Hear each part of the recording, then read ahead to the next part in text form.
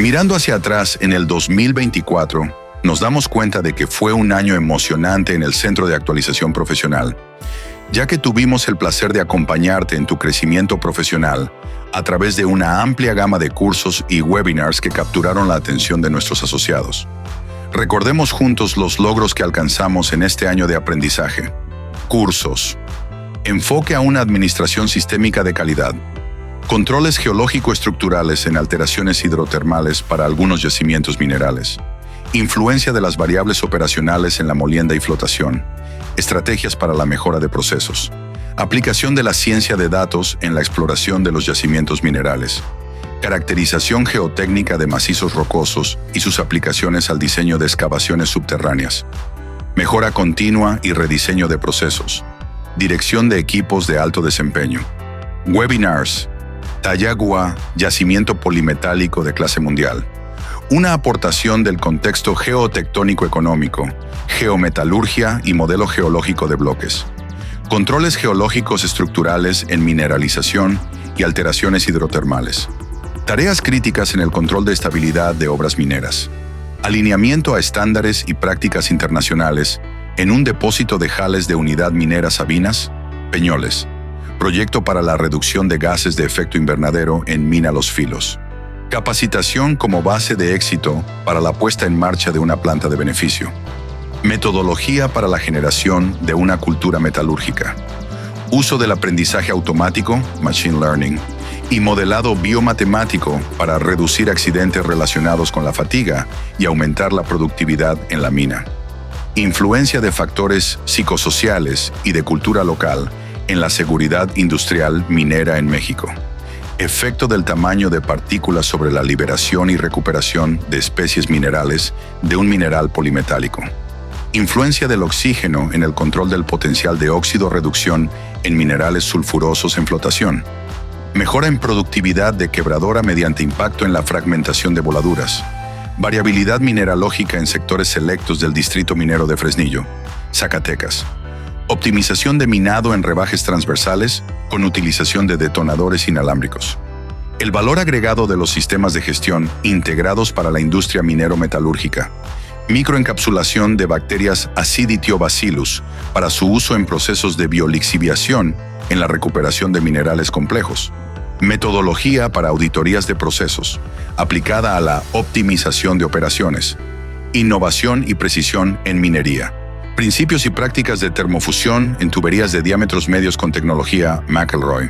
Molienda y la importancia de un buen control en variables operativas. Presencia de altas concentraciones de litio en manantiales termales ubicados en potentes sucesiones sedimentarias del Jurásico Paleógeno en el noreste de México.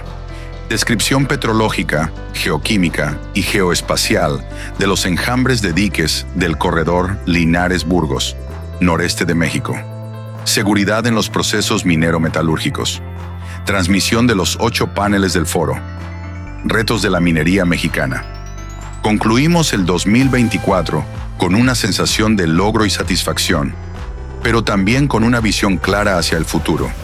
Estamos comprometidos con seguir brindando oportunidades de aprendizaje y crecimiento en el 2025 y esperamos que sigas siendo parte de nuestra comunidad. Feliz Año Nuevo y gracias por tu apoyo.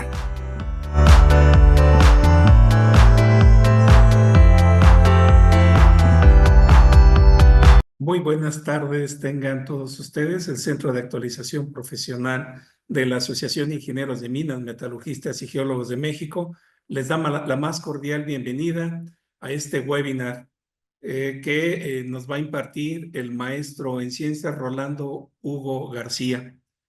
Él es director de operaciones de ingeniería, es ingeniero civil egresado de la Universidad Autónoma de Nuevo León y maestro en ciencias en ingeniería civil, materiales de concreto por la Purdue University de West Lafayette en Indiana, Estados Unidos. Cuenta con una gran experiencia en el diseño y operación de plantas de trituración para plantas de agregados, construcción de plantas de agregados, supervisiones administrativas y operativas. También ha participado en la impartición de cursos con valor curricular en Chile y Estados Unidos. Cuenta con una trayectoria profesional en diferentes empresas, entre ellas Darash Consulting Engineers, Carrasquillo Associates, Bedrock Software, Triturados El Roble, Rock Crushers y la Asociación de Extractores de Caliza de Nuevo León. Actualmente se desempeña como director de operaciones de ingeniería en trituración y equipos agregados de TEASA. Y sin más, le cedo la palabra al maestro Rolando Hugo García. Adelante, maestro Rolando, y bienvenido. Muchas gracias, José de Jesús. Primero que nada, ¿me escuchan bien? Sí. Perfecto. Sí. Bueno, pues muchas gracias a todos los que se inscribieron. Veo que ya somos como 90 aquí los que estamos. Entonces, sin más de más, vamos a empezar. Déjenme presentar mi pantalla. Share. Bueno, como lo comentaban, yo me presento, mi nombre es Rolando García, Hugo García para los que me conocen más por el lado de la familia, y tengo ya rato en este tema de la trituración. Soy, soy ingeniero civil de la Facultad de Ingeniería Civil. Tengo la maestría que hice en Purdue, que fue enfocada a materiales. Prácticamente no aprendí nada de trituración ahí, pero aprendí cuáles son los buenos productos que ocupamos los ingenieros para construir. Y estoy estudiando ahorita un curso de alta dirección de empresas en el IPADE. Como experiencia en agregados, pues soy director de operaciones de TEAS, de Triturados El Roble, desde el 2006. Ahí es una empresa que fundó mi abuelo. Soy tercera generación. Tenemos triturando más de 50 años. Tengo bastante experiencia ahí operando. Ahí empecé. Luego empecé, tomé una capacitación, un curso de ActFlow, porque siempre me empezó a gustar lo de la trituración. Les gustó mucho lo que vimos y luego me pidieron que les ayudara a vender el software. Ya después me dijeron, oye, queremos que nos ayudes dando cursos, y empecé dando cursos. Di cursos en Chile, en Guatemala, en Estados Unidos. Luego fundamos TEASA, Trituración y Equipo de Agregados. Desde el 2015, ahí tenemos la distribución de equipos de la marca Aztec. Empezamos con 3 estados como Nuevo León, Tamaulipas, Coahuila, y ahorita somos distribuidores a nivel nacional. Y aparte de eso, pues hubo empresas que nos dijeron, oye, yo no quiero equipo de trituración, yo lo que estoy buscando es quien me ayude, quien me haga el servicio, y fundamos la empresa Rock Crushers. Y ahí ofrecemos servicios de trituración y renta de equipo. Entonces, sí tengo ya mucho rato en esto, me gusta mucho aprender y me gusta mucho preguntar, y uno puede aprender cosas nuevas desde los operadores de los molinos hasta de la persona más preparada, y les voy a compartir un poquito lo que me ha tocado vivir a mí. Este curso lo estamos haciendo entre el Centro de Actualización Profesional, de la Asociación de Ingenieros Mineros Metalúrgicos Geólogos de México, y como TEASA, ¿verdad? Voy a hacer el curso un poquito diferente. Quiero empezar con temas de seguridad, porque yo no soy experto en la materia, pero me ha tocado ver que muchos de los que nos dedicamos a la trituración, como en pocos lugares la enseñan, hay veces que la vamos aprendiendo de una manera más de campo. Y el tema de la seguridad hay veces que no nos lo enseñan. Es algo muy importante. Y lo principal que quiero hablar sobre seguridad es del procedimiento de lockout, tagout, el loto. ¿Qué es esto? Esto es principalmente, si nos vamos a meter a ver cualquier equipo que tiene piezas en movimiento, que tiene alta presión, que tiene electricidad, que tiene cualquier cosa, antes de entrar a tocar el equipo, tenemos que asegurarnos que el equipo no está alimentado por energía, ya sea energía eléctrica, ya sea energía de gas, ya sea energía hidráulica, ya sea energía de la que queramos. Entonces, esto es lo más importante. Esto sí vale la pena que tomen nota. Primero hay que identificar cuáles son las fuentes de energía en ese equipo, recopilar los materiales que vamos a usar y notificar a todos los trabajadores que se pueden acercar a ese equipo, apagar el equipo de forma segura, hacer el procedimiento de apagado. Y luego el aislamiento, desconectar todas las fuentes de energía, bloquear el equipo. ¿Con qué se bloquea? Se bloquean con unos candados. Son candados de plástico, pueden ser candados normales. Lo importante es que le pongamos un candado para que ese equipo no pueda ser iniciado y ya ese candado va colgada un tag, ¿ok? Por eso le decimos lockout, tag out. Y en ese tag dice tu nombre y nada más tú debes de quitar ese. Nadie más puede quitar ese tag. Hasta que tú salgas de ese equipo, tú lo puedes quitar. Entonces, bloqueamos y etiquetamos, verificamos que no tenga energía, realizamos cualquier trabajo que vamos a hacer y retiramos el bloqueo cuando terminemos, ¿verdad? Entonces, los recordatorios importantes. Necesitamos capacitar a la gente para entender que todos los trabajadores que van a estar involucrados en ese mantenimiento sepan lo que va a hacer. Una reunión de planeación de 5 minutos antes de hacer el servicio no nos quita nada de tiempo y puede salvar una vida. Entonces, tenemos que tener los procedimientos específicos de cada equipo. Cada equipo tiene su propio procedimiento de apagado. Los equipos muy modernos traen hasta el orificio en donde se pone el candado. Hacer auditorías regularmente con la gente para ver que todos entiendan cómo son los procedimientos de seguridad y una comunicación clave. ¿Cuáles son los beneficios? Principalmente previene accidentes, nos protege a nosotros y protege a los trabajadores. Crea un ambiente seguro de trabajo, reduce los costos asociados con accidentes y mejora la productividad al minimizar los tiempos muertos. No hay nada peor que tener un pequeño accidente o un gran accidente entre que te caiga la secretaría de esta, la secretaría de la otra, y tú tengas parado tu equipo por una semana en lo que hacen una investigación para ver por qué pasó, ¿verdad? Entonces, en conclusión sobre el Loto, es una herramienta vital para la seguridad en minería, en agregados. Una implementación correcta previene accidentes y protege vidas, y el compromiso de la seguridad es de todos los trabajadores. Ahora sí, como les comento, no soy experto en esto. Si quieren saber más, YouTube está lleno de información. Implementenlo. Cada vez que vayan a hacer algún mantenimiento, tengamos bien claro esto. Ahora sí, ¿en qué se ocupa la trituración? En la industria del agregado para procesar roca para ser usada como materia prima de la construcción, en la minería para extraer el mineral concentrado y de la roca como materia prima. Déjenme mover aquí acá, perdónenme, es que no veía todo. Como el uso de cerámicos, y en la industria del reciclaje para procesar materiales para ser reutilizados. ¿Cuáles son sus principales objetivos? Pues tenemos la reducción de tamaño mediante aplicación de una fuerza mecánica, rompemos las rocas extraídas hasta tener un tamaño deseado. La clasificación de material, una cosa es reducirlo y la otra cosa es clasificarlo para llegar al tamaño deseado o inclusive a la forma deseada. Y tener un producto de calidad, cumplir con una forma del producto, ya sea cubicidad, ya sea exigencia de la granulometría, cumplir con los tamaños máximos y mínimos requeridos. ¿Cómo lo vamos logrando? Primero necesitamos controlar bien cada etapa. Números. ¿A qué me refiero con números? Necesitamos saber cuánto estamos produciendo, de qué tamaño está entrando el material, cómo está saliendo, de qué tamaño está saliendo, qué forma tiene cuando entró, qué forma tiene cuando salió, ¿verdad? Tener muestras. Saber qué es lo que queremos hacer en cada etapa. Si vamos a iniciar un diseño de una planta nueva, va a tener 1, 2 o 3 etapas. ¿Qué queremos lograr en cada etapa? ¿Verdad?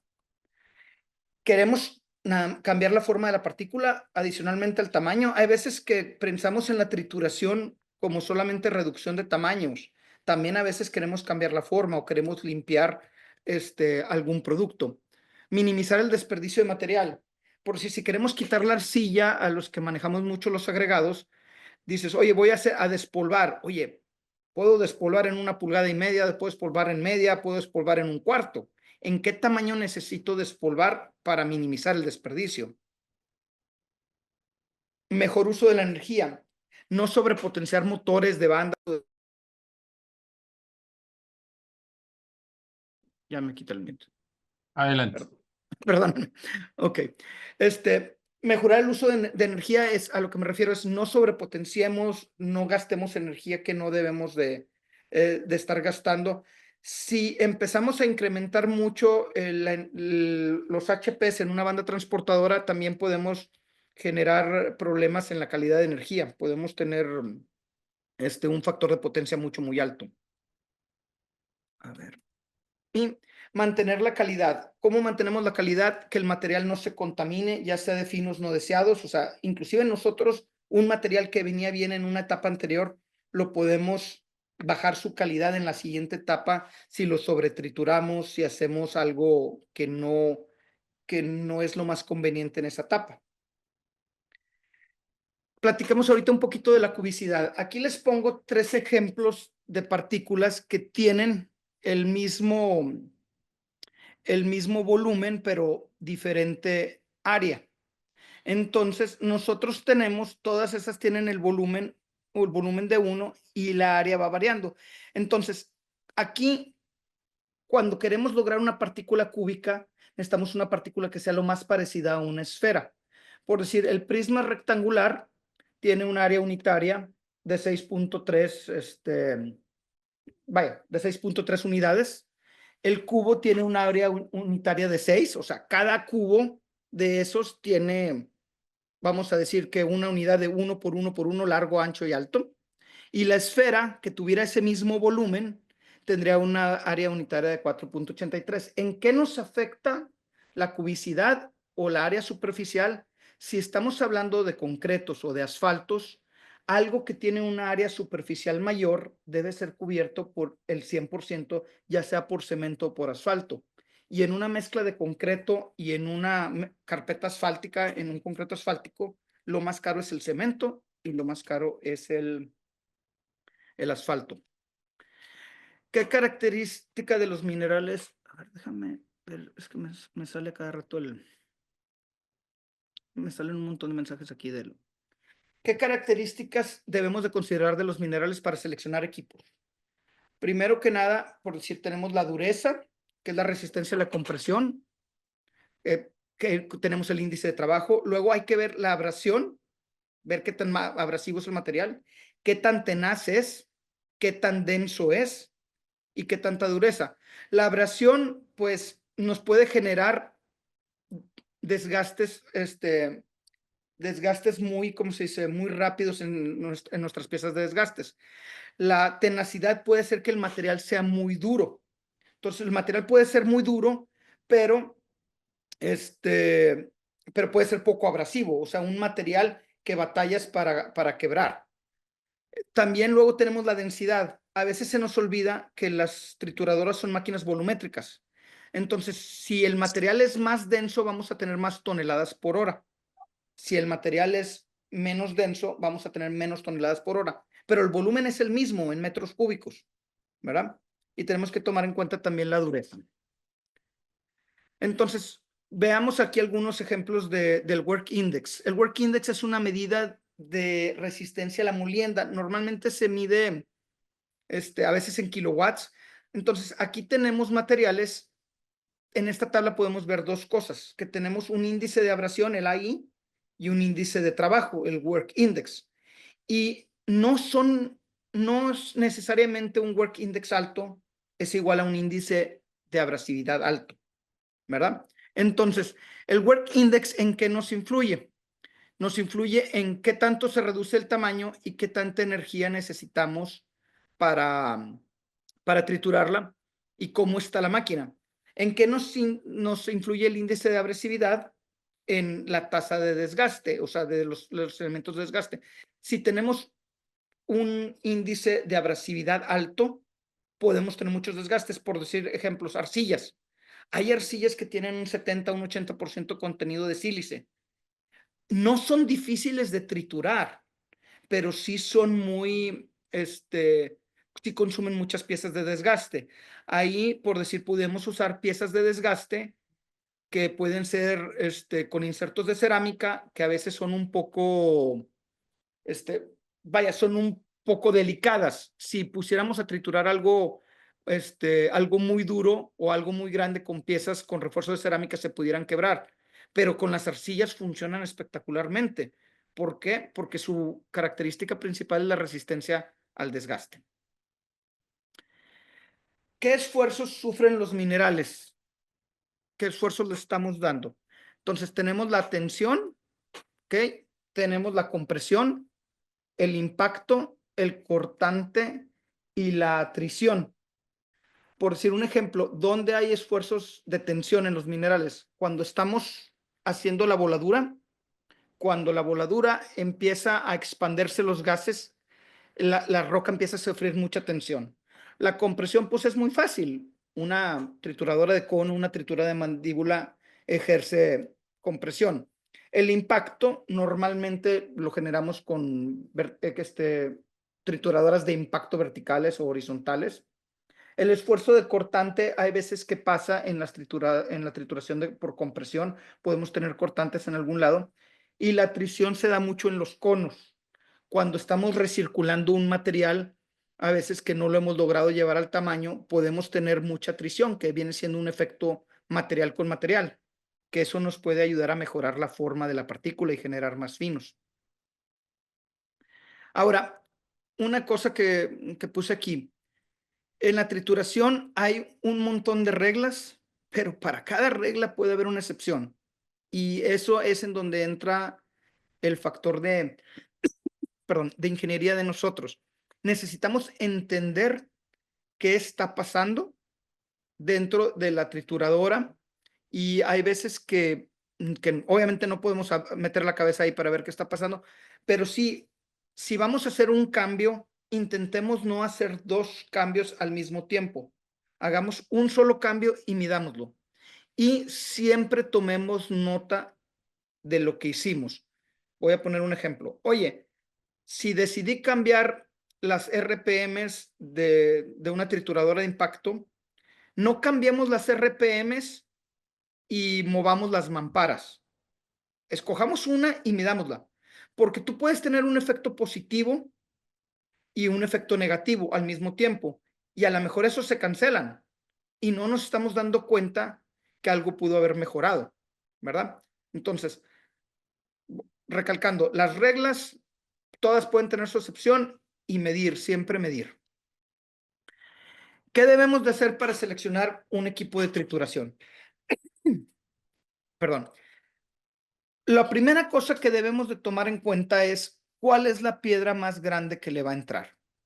Si yo quiero triturar piedras de 20 pulgadas o quiero triturar piedras de 40 pulgadas, esa es mi primera definición de cuál equipo necesito. ¿Ok? Mi segunda definición es qué producción o qué volumen deseo. Quiero triturar 200 toneladas por hora. Requiero un equipo de este tamaño. Quiero triturar 500 toneladas por hora, requiere un equipo de un tamaño completamente distinto. Y obviamente es igual de importante qué tipo de mineral o roca vamos a triturar.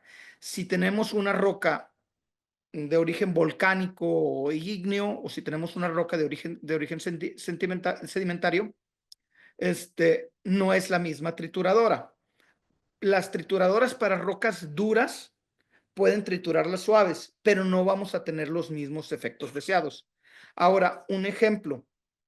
Si yo estoy hablando que quiero triturar 200 toneladas por hora, pero el tamaño máximo que hay son 40 pulgadas, el equipo que recibe 40 pulgadas probablemente pueda con 600 o 700 toneladas por hora. ¿Qué hago? ¿Compro el equipo grande porque es la piedra más grande? O mejor me regreso a mi plantilla de barrenación y veo si puedo minimizar el tamaño máximo. Ahí es en donde necesitamos tomar nosotros las decisiones, porque no todo es la selección de equipos, a veces es la selección o la ingeniería antes de que entre el material al equipo. Las etapas de trituración. Vamos a decir que puedes tener etapas primarias, secundarias, terciarias, cuaternarias. Normalmente en la trituración decimos que nuestra trituración primaria pues es una mandíbula o una giratoria o un impacto tipo New Holland muy grande. Realmente esa es la segunda trituración o a veces hasta la tercera. La primera trituración normalmente se hace en el banco, ¿verdad? Pero si ya hablamos de etapas de trituración ya con los equipos, la primaria normalmente son tamaños mayores a 12 pulgadas. que pueden ser quijadas o impactos horizontales. La secundaria son normalmente de 12 pulgadas a 1 pulgada, que ya pueden ser conos, impactores horizontales o impactores verticales muy grandes.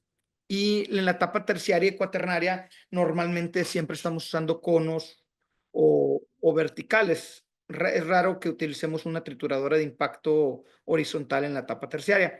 También se puede, pero es más raro. Ahora, una regla general, las trituradoras grandes de más capacidad normalmente no tienden a triturar tanto. Reciben piedra más grande, reciben mucha, pero no trituran tanto. Por eso a veces terminas con un primario y a veces 2 secundarios o inclusive 3 o 4 terciarios.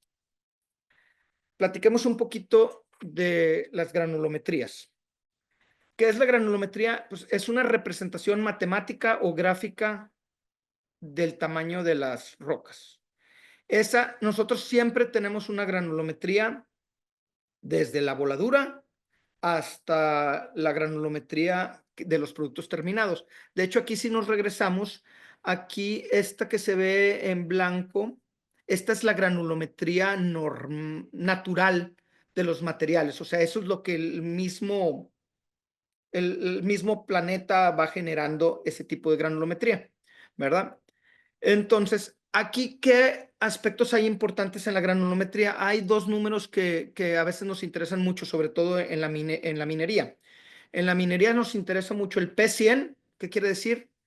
El tamaño en el que el 100% de la muestra pasa esa malla o ese tamaño. Oye, pues es un P100 de 1 pulgada, de 2 pulgadas, y el P80, que quiere decir que el 80% del producto pasa ese tamaño. Por decir, normalmente si estamos buscando un P80 de 3 octavos en minería, pues a veces el P100 viene siendo media o viene siendo cualquier cosita más arriba o más abajo que eso, dependiendo de la granulometría. También hay otras cosas que es como el coeficiente de uniformidad, qué tan bien graduado está. Yo puedo tener un material que tiene muchos gruesos y muchos finos, pero nada en medio. También podemos tener un material que tiene todo más o menos balanceado. Y aquí podemos calcular el coeficiente de universidad, que es el D60 entre el D10. El tamaño del tamiz que pasa en el 60% de los agradados. La van a sacar del proyecto. Enrique, ¿puedes A ver. apoyar silenciando los micrófonos, por favor? Sí, escucho ahí retroalimentación. Ya, adelante. Gracias. Y entonces, ese coeficiente de universidad de uniformidad nos dice qué tan bien graduado o qué tan, le dicen graduado gap, a veces que no está completamente graduado. Ahora, me ha tocado que hay unos diseños nuevos de pavimentos que hacen eso, que utilizan un material no bien graduado. Hay gruesos, hay algo de finos, pero no hay nada en medio y están haciendo un pavimento poroso. ¿Para qué lo quieren poroso? Para drenado, para control de ruido en los pavimentos. Entonces, como les digo, no hay una regla. Hoy un material uniformemente graduado es mejor, no para todo. Hay veces que queremos algo diferente. Entonces, ahora platiquemos de la relación de reducción. ¿Qué es esto? ¿De qué tamaño entran las piedras a la trituradora y de qué tamaño salen? Entonces, F me refiero al feed, o sea, a la alimentación en inglés. Entonces, el 80% del tamaño, perdóname, vamos a explicarlo esto bien. El tamaño en el cual el 80% del material pasa de la alimentación, entre el tamaño que el 80% pasa del producto, esa es la relación de reducción. Esta varía mucho según la trituradora que estamos usando. Y la relación de reducción se va multiplicando. Si yo necesito triturar una piedra de 40 pulgadas y necesito llevarla a 1 pulgada, yo necesito una relación de reducción de 40, ¿verdad? Pero ¿qué pasa si la trituradora me da 3 o me da 4? Pues necesito poner varias etapas de trituración y se van multiplicando. ¿Qué consideraciones debemos de tener para la tasa de reducción o la relación de reducción? El índice de reducción es la alimentación de los productos, influye en cada número de etapas. Las rocas más duras, como un granito o un basalto, requieren un índice de reducción menor en cada etapa. Yo voy a triturar, voy a reducir 3:1, 3:1, 3:1, entonces a lo mejor yo necesito 3 por 3, 9 por 3, 27. En 3 etapas yo pudiera llevar una piedra de 20, 25 pulgadas a una grava de 3/4. Si fueran una piedra más suave, a lo mejor yo lo pudiera hacer con 2 etapas de impacto. Tengo 12:1 y 12:1 o 8:1 y 8:1 y me da una tasa de reducción. También se relaciona mucho con la forma del producto. Si yo tengo una tasa de reducción muy alta en una trituradora de compresión, por decir un 6:1, que sí se puede dar en una mandíbula o en un cono, puedo terminar con formas menos deseables, como partículas lajeadas, y también, como lo comentábamos, por otro lado, podemos tener una trisión con una tasa de reducción muy baja, en un cono cuaternario o en un cono terciario, podemos estar reduciendo muy poco, 1.5:1, 2:1, pero podemos estar mejorando mucho la forma de la partícula por esa trisión. Podemos hacerlas como si fueran puras esferitas o puras caniquitas, ¿verdad? Ahora, el paso siguiente sería optimizar cómo podemos mejorar esa tasa de reducción en cada etapa, ¿verdad? Maximizando la eficiencia y para lograr la granulometría y la forma del producto. A los mineros hay veces que la forma del producto no es tan importante. Sí necesitan partículas redondas, pero no es tan importante como a veces en los agregados. Aquí tengo algunas relaciones de reducción típicas. Las de compresión, la giratoria y la mandíbula 6:1. Los conos gruesos 6:1, los conos finos 4:1, los de rodillo que ya casi no hay 2:1, 3:1. Ya casi no hay porque tenían un índice de reducción muy, muy baja. Y las trituradoras de impacto, las de eje horizontal 8:1, 10:1, los verticales 6:1, 8:1, cuando están en material duro, cuando están en material suave 8 o 10:1. Las quebradoras de impulsor sencillo y doble son como algunos molinos. Ya no se usan tanto, se usan más en las cementeras. Los hammer mills y los lime mills, esos son los molinos de martillos y los de cal, esos traen 20:1. Tienen las aberturas de 10 pulgadas y le sacas media tranquilamente, o le metes 8 pulgadas y tú estás sacando ahí 3/8 o un cuarto de pulgada. Platiquemos un poquito de los diferentes tipos de trituradoras. Las trituradoras de compresión son principalmente usadas en la etapa primaria. ¿Qué pasa? Esas no consumen tanta potencia. En una trituradora de impacto normalmente estamos hablando de 1 HP por tonelada. En estas puedes estar hablando de medio HP por tonelada. ¿Por qué? Porque tienen estas ruedas grandes de inercia y una vez girando, estas grandes ruedas empiezan a generar la trituración. Bueno, no empiezan a generar la trituración, pero absorben mucha de la potencia que necesitan. ¿Qué pasa con estas? Pues no producen muchos finos. Rara vez se utilizan en circuito cerrado. El tamaño máximo que se puede alimentar es el 80% del lado más pequeño. Si la trituradora es muy cuadrada, vamos a decir una 42x50, es una trituradora que tiene una boca muy cuadrada. Está diseñada para recibir piedra grande y no ser de tan alta producción. En cambio, hay trituradoras muy anchas, muy rectangulares, vistas desde arriba. Entonces, esas trituradoras tienen un tamaño máximo menor, puede entrar, pero pueden ser de más producción. Normalmente, el ancho maneja la producción y la abertura de atrás hacia adelante maneja el tamaño máximo. Aquí tenemos algunas de las granulometrías típicas que estas nos dan. Normalmente lo que pasa es de como la cerremos abajo, nos da casi el doble, ¿verdad?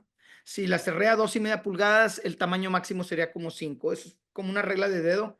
Hay veces no se cumple, sobre todo si hay mucha atrición. Si la trituradora está muy llena, podemos reducir un poquito más que lo que marca esta trituradora. Aquí están las partes principales y esto es lo que comentaba. Normalmente en esta línea se mide ¿cómo se dice? El largo y en esta medimos el ancho, ¿verdad? Esta es una trituradora que se ve un poquito más clásica. Acá podemos ver que esta está controlada mecánicamente. Las más modernas pueden tener un cilindro aquí. ¿Qué pasa si a esta trituradora le entra un no triturable? Esta pieza se quiebra. Cosa bien importante y bien interesante. Si esta pieza se quiebra, dicen muchos, se quebró porque la pieza estaba muy débil. Déjame, en vez de ponerle algo de fierro vaciado delgadito, le voy a poner una placa de pulgada y la voy a hacer bien gruesa para que no se vuelva a quebrar esta pieza. Entonces, cuando le vuelva a entrar un no triturable aquí, en vez de quebrarse esta pieza, que vale bien poquito, se quiebra esta piezota, que vale la mitad de la trituradora. Entonces, cuando se les quiebra esta pieza, hablen con el fabricante y que les mande otra vez esta pieza. Esta pieza es un segurito.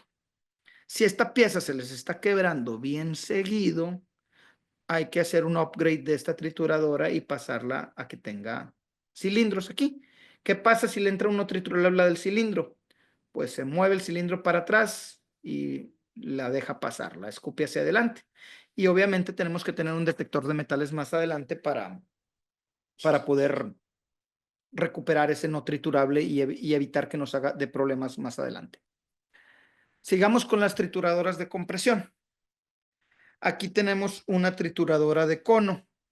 Estas son típicamente, y digo típicamente, van en secuencia con las mandíbulas. Normalmente va una mandíbula y va un cono. Me ha tocado ver mandíbula impactor, ¿verdad? Entonces, y también eso es muy común cuando quieres mejorar la forma, y también podemos verlo al revés, impactor cono. Y dices, oye, un impactor cono. En lugares en donde la arena natural, la arena de río, se comercializa para el concreto, lo que menos quiere hacer es un productor de agregados es hacer arena, porque estás compitiendo contra una arena muy barata que se hizo, que los geólogos nos pueden explicar en cuántos millones de años se hicieron, pero hay veces que tú pones un impactor y un cono para generar la menor cantidad de finos posibles. La relación de reducción es 6:1. Como les digo, se producen algo de finos. Ahorita nosotros tenemos una versión nueva de este cono, es el CAT 350, que tiene muchísima fuerza y por atrición genera mucha arena. Bueno, podemos forzarlo a que genere arena. Entonces, como les digo, no todas las reglas se aplican para siempre, ¿verdad? El tamaño máximo que se puede alimentar está relacionado al tipo de cámara de trituración. En estas podemos tener 3, 4, 5 cámaras distintas. En estas el costo de operación es muy bajo, que es algo que no platiqué de las trituradoras de mandíbula. Las trituradoras de mandíbula tienen un costo de adquisición alto y un costo de operación bajo. Estas también tienen un costo de adquisición muy alto, pero un costo de operación muy bajo. Aquí tenemos las granulometrías. Aquí también se aplica como en las trituradoras de compresión. Si yo tengo cerrado a 1 1/4, me va a dar 2,5. Si yo tengo cerrado a 1,5, me va a dar 3 pulgadas como tamaño máximo. Y aquí está, estas son las curvas típicas. Y quiero decir eso, típicas, porque pueden variar. Las partes principales de una trituradora de cono. Estas pueden ser de bujes o de valeros, dependiendo del fabricante, dependiendo de la versión. Hay híbridas que tienen valeros y bujes. Normalmente las de bujes son más baratos de reemplazar los bujes, pero duran menos. ¿Cómo se dice? Las de valeros son más caros de reemplazar los valeros, pero duran más y consumen muchísimo menos aceite. Cuando entra un no triturable, al menos en las trituradoras modernas, estos cilindros que están aquí, sí pueden ver mi mouse, ¿verdad? ¿O no? Sí, sí se ve. Ok, perfecto. Estos cilindros, cuando entra un no triturable, la trituradora se levanta y normalmente lo escupe y volvemos a lo mismo. Tenemos que tener algún método de control de no triturables más adelante para que no esté recirculando de la criba, porque si no le da N vueltas aquí hasta que se tritura el no triturable o se descompone la trituradora de cono. Ahora hablemos de las trituradoras de impacto. Estas normalmente se utilizan para materiales suaves. ¿Y por qué digo normalmente? Porque ahora que nos tocó trabajar en el Tren Maya, que querían balasto con un coeficiente de forma bien bonito, todo mundo estaba usando mandíbula e impacto. ¿Qué le pasa al impacto cuando le metes una piedra dura? El impacto dura muy poquito. La tritura, sí, sí la tritura, pero las piezas de desgaste se vuelven se vuelven muy demandantes. Pero el producto exigía una calidad que que se necesitaba cumplir, y esta era la manera de hacerla. Estas se pueden utilizar mucho en circuito cerrado, las primarias normalmente en circuito abierto, las secundarias en circuito cerrado. Estas es muy típico que al ajustar las mamparas, las mamparas estas, podemos hacerlas primarias o secundarias. El tamaño máximo que se puede alimentar depende mucho del tamaño del rotor. Aquí se pueden variar mucho las aleaciones de las barras. Podemos tener 5 o 6 aleaciones de barras. Las barras tradicionales eran de manganeso, ahora se utiliza acero al alto cromo, acero al bajo cromo, acero al alto cromo con insertos de cerámica o al bajo cromo con cerámica. ¿Esto de qué va a depender? Si el material que voy a alimentar es un material pequeño, la relación de reducción la voy a tener en 3:1, 4:1, y es un material abrasivo, me voy con unas barras de un acero con alta resistencia al desgaste. ¿Qué pasa si tienen mucha resistencia al desgaste esas barras? Pues pueden hacerse quebradizas, ¿verdad? Entonces, si le entra una piedra muy grande, esa barra se va a terminar haciendo 2 o 3 pedacitos, ¿verdad? El costo de adquisición de estos equipos es relativamente bajo. O sea, el costo de adquisición de un equipo de estos, puedes comprar un equipo que te triture 1,000 toneladas por hora con menos de $500,000, y si fueras a hacer eso con una mandíbula estarías arriba del $1,000,000, 1,000,000 y piquito, ¿verdad? Y las piezas de desgaste pueden ser, dependiendo de la aplicación, pueden ser un costo alto. En calizas son excelentes. Aquí tenemos una prueba, bueno, una granulometría. Esta no viene en tabla, pero si esta fuera nuestra alimentación, una alimentación de 12 pulgadas o de 11,5 a 2,5, dependiendo de la velocidad del rotor, nos daría estas granulometrías. Eso sí se me pasó comentarlo. Este equipo varía mucho su granulometría en qué tan rápido está girando el rotor. Si el rotor lo hacemos que vaya muy rápido, puede darnos una granulometría considerablemente más fina. Pero si ustedes se fijan, aquí hay algo bien interesante. En ningún lado en esta gráfica dice RPMs. ¿Por qué no dice RPMs? Porque las RPMs es la manera más directa que nosotros podemos usar para medir la velocidad del rotor. Pero a mí lo que me interesa es la velocidad tangencial. Entonces, yo puedo tener, y quiero ser específico, la velocidad tangencial ¿en dónde? Aquí, en la punta de la barra. Si esta barra está girando a 8,000 pies por minuto, me da esta curva. Pero si esta barra está girando a 5,250, me da esta curva. ¿Cómo calculas la velocidad tangencial? Pues la última vez la calculé preguntándole a ChatGPT porque no quise hacer las matemáticas y sí funcionó. Pero al final tienes que tomar el radio y las RPMs en que está girando y podemos calcular la velocidad tangencial. ¿Qué pasa si yo tengo un rotor más grande? A las mismas RPMs va a tener una velocidad tangencial mayor. Si yo tengo un rotor más pequeño, con las mismas RPMs va a tener una velocidad tangencial menor. Entonces, de repente decimos, oye, ¿a cuánto puedo llevar el impacto? Ah, pues lo puedo llevar a 660 RPM, 680 RPM. Hay que preguntarle al fabricante, número uno, él te tiene que decir los límites a lo que lo puedes llevar, pero no es lo mismo para un rotor pequeño que para un rotor grande. Normalmente un rotor pequeño puedes llevarlo a RPMs mayores, pero vas a tener la misma velocidad tangencial. ¿Qué cosas importantes de los impactores? Estos como se ven abiertos, al menos los impactores modernos. Podemos tener configuraciones de 4 barras o de 3 barras. En la de 4 barras, ojo, muchas veces no trae 4, trae 2 chaparritas y 2 altas y lo estamos manejando como 2 barras y le damos más velocidad, ¿verdad? Y volvemos a lo mismo. ¿Para qué queremos más velocidad? Para hacer productos más finos, ¿verdad? Menos velocidad, productos más gruesos. ¿Qué tanto lo puedo subir la velocidad fuera de lo que nos diga el fabricante? También hay que ver la penetración del material aquí. Una cosa que yo siempre les digo, si quieres saber dónde está penetrando tu material, abre tu rotor, pinta esto de rojo, pinta esto de amarillo con un spray, opéralo 10, 15 minutos y luego te vas a dar cuenta dónde está golpeando la roca donde no hay pintura, porque es muy difícil meterte a ver ahí. Platiquemos de más trituradoras de impacto, pero ahora las verticales. Estas tienen un alto requerimiento de potencia, como no lo platiqué en estas, pero normalmente en estas hablamos de 1 caballo por tonelada. Si las traemos como secundarios puede ser un poquito más, si las traemos como primarios puede ser un poquito menos. En estas también estamos hablando más o menos de lo mismo, de 1 caballo por tonelada. Estas sí tienen la habilidad de utilizarse en materiales duros como basaltos, pero cambiando la cámara de trituración internamente. Entonces, nosotros aquí en esta misma trituradora podemos tener 3 cámaras de trituración o 3 maneras de triturar. Ahorita lo platicamos un poquito más. Relaciones de reducción de 10:1, producen muchos finos. ¿Para qué queremos estas?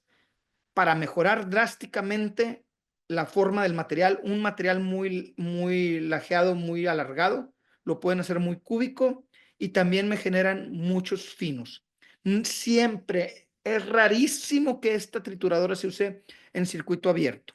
Y digo rarísimo porque nosotros hemos logrado hacer base directamente con una de estas sin pasarlo por una criba, pero lo más conveniente es que siempre se utilice en un circuito cerrado, que el material pase por una criba para poder garantizar el tamaño máximo del material. En esta también podemos variar la aleación de los yunques y de las zapatas, inclusive también con insertos de cerámica para mejorar su durabilidad. Y como lo comentábamos, se puede cambiar la cámara de trituración. Este es un costo de adquisición bajo. Hay desde 150 caballos hasta 800, las más grandes, que ya son algo bastante grande. Aquí tenemos algunas curvas de alimentación. Si esta fuera mi alimentación, aquí estas serían mis curvas de producto. Y también volvemos a lo mismo. Velocidad máxima, 80% de la velocidad, 50% de la velocidad. Si nos vamos a la malla 4, que tenemos aquí 4.75 milímetros, podemos ver que de 16% que pasa, nos podemos ir a 24 o a 29, dependiendo de la velocidad a la que la queramos llevar. Aquí tenemos algunas otras curvas de alimentación.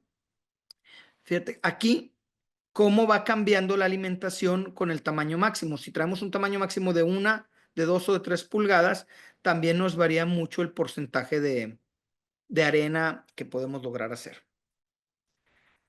Aquí, esta está partida a la mitad.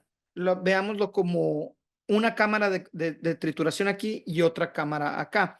Normalmente tú tienes la cámara abierta, que es una mesa de zapatas con yunques aquí. ¿Qué es lo que pasa? El material cae por aquí, por fuerza centrífuga es lanzado hacia la zapata, choca con el metal, se tritura y cae aquí. Si el material es muy duro, yo pudiera irme con la opción del rotor cerrado. El rotor cerrado, en vez de traer aquí aleaciones de acero al cromo, trae como unas navajas de carburo de tuxteno y aquí no se alcanza a ver muy bien, pero esta camarita se llena de material y al llenarse de material, el material ya no está rozando más que con la puntita del carburo de tuxteno por aquí y es lanzado ¿contra qué? Puede ser lanzado contra los yunques, si nos decidimos dejar la mesa de yunques, o podemos poner una mesa de material aquí y entonces el material está teniendo una acción de roca con roca. Como la roca es más suave que que el acero del yunque, normalmente tenemos menos trituración, pero podemos triturar materiales más duros en una configuración que le llamamos completamente autógena o estándar, o hay una que le llamamos semiautógena, rotor cerrado con mesa de yunques. Ojo, aquí cuando el material es lanzado hacia acá, podemos hacer algunas modificaciones a la mesa de yunques, quitándole un yunque y redistribuyéndolos todos, y la hacemos más cerrada. ¿Qué pasa si el material vuela menos? Cuando llega a golpear aquí tiene más energía cinética y podemos triturarlo más. ¿Por qué no hacemos eso siempre? Porque si yo cierro esta mesa, corro el riesgo de que se me atore una piedra. Entonces, al hacer eso, necesito reducir un poquito el tamaño máximo que me acepta la trituradora. Platicamos ahora un poquito, ya no de trituradoras, platicamos un poquito de alimentadores. El primer proceso que tenemos es alimentar la trituradora primaria. Normalmente la alimentamos con un alimentador tipo Grizzly, puede ser un apron de cadenas, pueden ser varios tipos, pero se le llama tipo Grizzly porque tiene las uñas como si fuera un oso grizzly acá. Y estas uñas en la punta nos ayudan a separar el material. Acá atrás normalmente tiene resortes acá atrás, tiene menos resortes acá adelante, y aquí tiene un contrapeso que está girando y genera una alimentación, un flujo en el sentido de hacia acá, hacia la parte de abajo. Tengo otra imagen. Sí, acá está la zona de recepción de material, acá tenemos resortes, aquí tenemos la unidad vibratoria y aquí está la sección del Grizzly. ¿Cómo se calcula la necesidad de uno de estos? Bueno, lo principal es que tiene que ser un poco más chico que tu trituradora primaria. Si tu trituradora primaria tiene una boca de 40 pulgadas, le puedes poner un Grizzly de 38 pulgadas de ancho, 36. Intenten no tener el Grizzly más grande que la boca del molino. Dicen, oye, y le pongo aquí unas placas para hacer. Normalmente eso termina generando problemas. Alguna vez, bueno, no sé, mejor no la platico, después la platicaré. Bueno, alguna vez alguien me decía, ingeniero, necesito una trituradora de 40 pulgadas de ancho. Y yo, ok, ¿cuánto es tu piedra más grande? 20 pulgadas. Y luego, ok, ¿y cuánto quieres producir? 200 toneladas por hora. Y le digo, oye, ¿por qué quieres una trituradora de 40 pulgadas de ancho? Es muy grande, puedes triturar 800 toneladas por hora. Es que ya tengo el Grizzly. Y le digo, mi amigo, te puedo vender un Grizzly y una trituradora para lo que quieres hacer por menos de lo que vale la trituradora de 40 pulgadas, pero él ya tenía el Grizzly. Entonces, así él quería la trituradora grande. Entonces, podemos medir aquí el Grizzly debe ser del ancho de la trituradora que vamos a alimentar, un poco menor. ¿De qué tan largo debe ser? El largo no depende del volumen que queremos alimentar. El largo depende del volumen que queremos almacenar. Un Grizzly más largo me puede almacenar más volumen.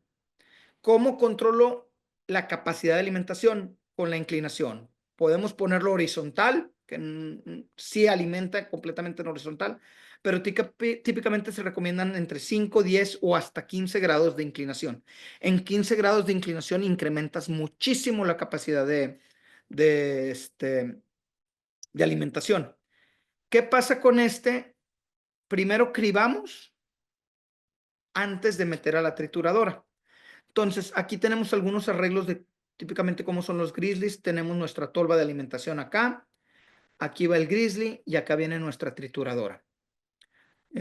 Acá, si se fijan, Grizzly no está alimentando ninguna trituradora. Lo están usando como para separar nada más. Descarga el camión aquí. Tenemos una separación. Un tamaño por aquí y otro tamaño por acá. ¿Qué tan bueno es separando? No muy bueno. Deja ir piedra más grande hacia abajo de lo que normalmente intentamos porque esto va creciendo, número uno, y la piedra se puede meter de lado. ¿Por qué va creciendo? Si estas fueran perfectamente paralelas, la piedra se atoraría. Como estas cosas se van abriendo, estos Grizzly Fingers se van abriendo, una piedra que venga atrás tiene la habilidad de siempre desatorar la piedra. Hay veces que compramos estas máquinas hechizas, no digo que sean malas, nada más póngale mucha atención a que esto no sea paralelo. Hay algunos que son de barras como si fueran unas varillas sólidas. Esas sí pueden ser paralelas porque nada más están fijas en la parte de atrás y tienden a vibrar. Y a eso se les llaman a veces grizzly fingers. Y estos son grizzly normales. Este es un grizzly deck. Aquí una cosa bien importante. Si se fijan aquí, viene el alimentador Vibratedly Grizzly Feeder. Aquí. Aquí trae los finos, acá ya no los trae. Los finos caen primero. ¿Qué pasa si los finos caen primero en la banda transportadora? Pesan poquito, la cubren. Después empiezan a caer los gruesos. Esto me ayuda a generar una cama de impacto ya lisa antes de que las piedras grandes caigan. Si tenemos problemas con nuestros transportadores que se están rompiendo, uno, necesitamos buenas camas de impacto aquí. Número dos, hacer esto nos puede, ¿cómo se llama? Mejorar un chorro la durabilidad de nuestras bandas transportadoras. ¿Cómo calculo una tolva primaria? ¿Qué cosas debo de considerar? ¿Qué cosas debo de hacer? Una cosa principal es cuánto quiero triturar, cuál es mi volumen en toneladas por hora de la trituradora, cuál es la capacidad del alimentador, los requisitos del cribado. O sea, si es un alimentador grizzly, a veces voy a pedir un alimentador muy largo, la tolva tiene que ser más larga para yo tener un grizzly muy largo. Si yo necesito despolvar un 20 o un 30% del material que está cayendo, como en lugares como en Mérida es muy común. El material viene con una capa de arcilla muy pegajosa que necesitas grizzlies muy largos para poderlos quitar. Entonces, normalmente tendría que tener una tolva más grande. Y otra cosa bien importante, yo no puedo diseñar una tolva si no sé de qué tamaño es el camión. Si el camión, primero que nada, el camión completo tiene que caber en la tolva, porque descargar medio camión es muy complicado y maltratas mucho los cilindros de levante del camión. Tenemos que saber el volumen total del camión. El tamaño máximo de la roca a recibir. Es importante que la tolva no se quede completamente vacía. Si aventamos piedras grandes a una tolva vacía, se empiezan a echar a perder. Entonces necesitamos dejar una carga muerta. Y obviamente, ¿cuánto espacio cuento? ¿Ok? ¿Y qué buscamos cuando calculamos la capacidad de una tolva primaria? ¿Cuánto tiempo puedo estar triturando antes de que llegue el siguiente camión? Lo que estoy buscando es no parar de triturar. Alguna vez alguien me pidió que lo asesorara, oye, quiero duplicar o quiero más capacidad de trituración. Y estuve viendo su planta por 1 hora y le digo, pues es que es bien sencillo. La mitad del tiempo tu trituradora está vacía. El banco les empezó a quedar cada vez más lejos y ellos alimentaban con un solo cargador frontal.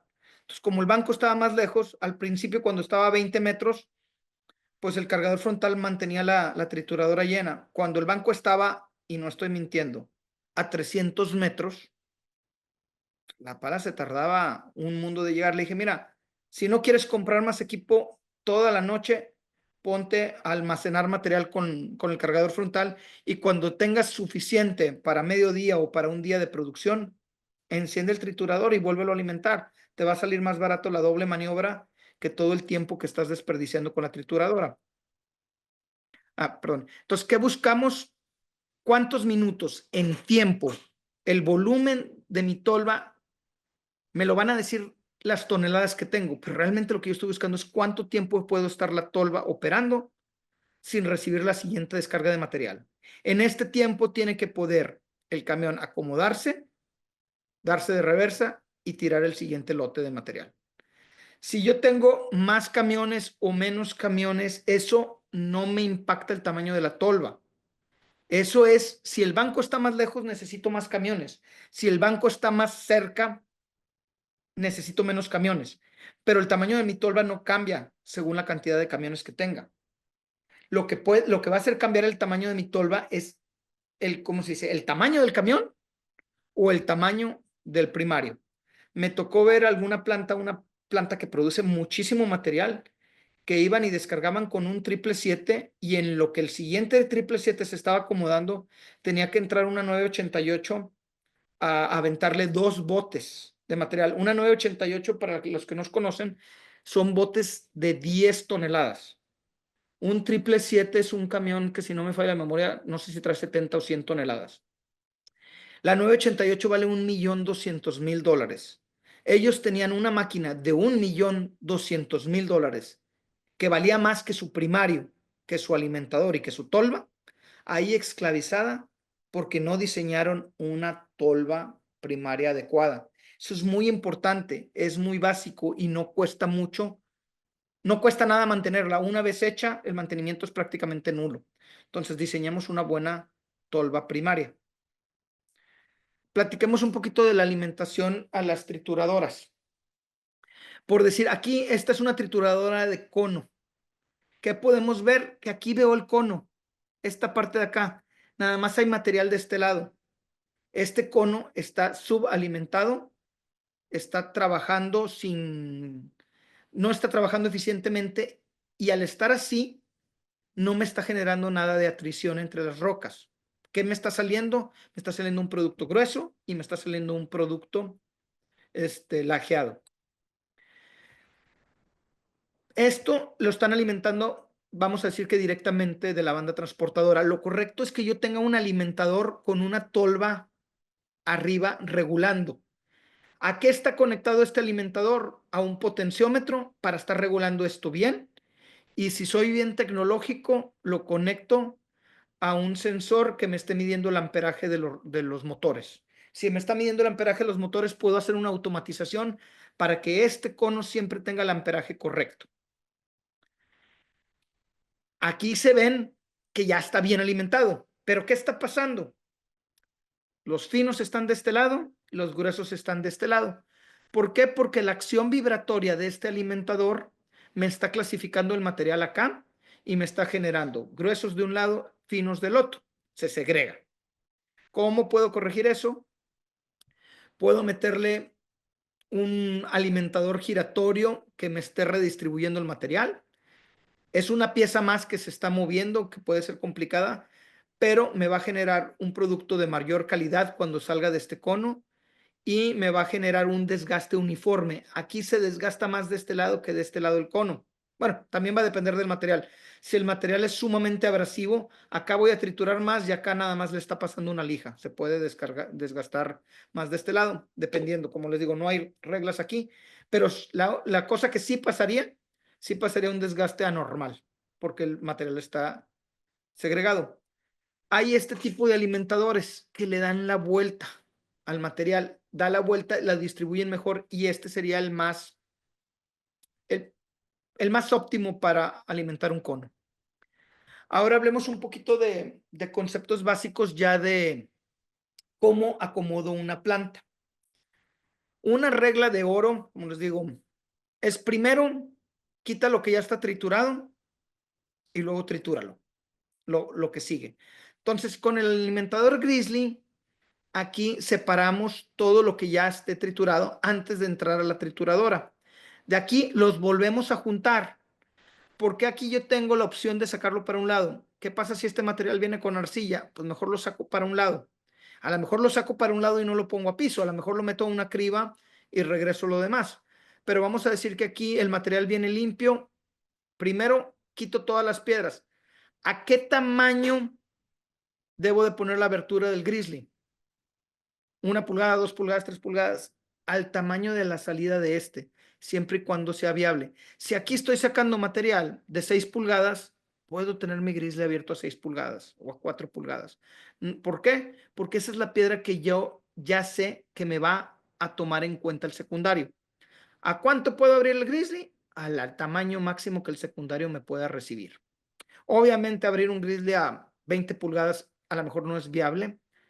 ¿Ok? Se pueden ir piedras muy grandes, pero sí mi factor principal es que si mi secundario me agarra una piedra de 3 pulgadas, el Grizzly debo asegurarme que todas las piedras que pasen por aquí sean menores a 3 pulgadas, ¿verdad? Y acá también. Entonces, este es un diseño muy típico de una planta pequeña, es una planta de 250 toneladas por hora. ¿Qué recomendaciones les daría yo? La criba debe de estar sobrada. La criba debe de tener capacidad de más, porque las trituradoras no dan el producto no sale de la trituradora, el producto sale de las cribas, no sale de la trituradora. ¿Ok? ¿Qué capacidad debo de tener entre el primario y el secundario? El secundario debe de tener capacidad de recibir al 100% lo que el primario les aviente y un poquito más. Cualquier cosita más, porque si mi primario tiene más capacidad que mi secundario, un error del operador me va a ahogar todo el sistema, ¿verdad?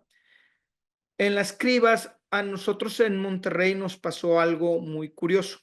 Hace ya 10 años, no, casi 20 años, teníamos mucha capacidad de cribado. Se vino el tema de ecología, que es necesario, y todos tuvimos que incorporar humedad en nuestros procesos para no hacer polvo. Mi capacidad de cribado se fue al suelo. Tuve que instalar prácticamente el doble de cribas.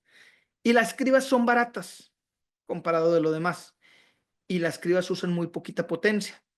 Y si hay algo que pueda sobrepotenciar sin que pase nada, son las cribas. Entonces, tengan más cribado del considerado inicialmente.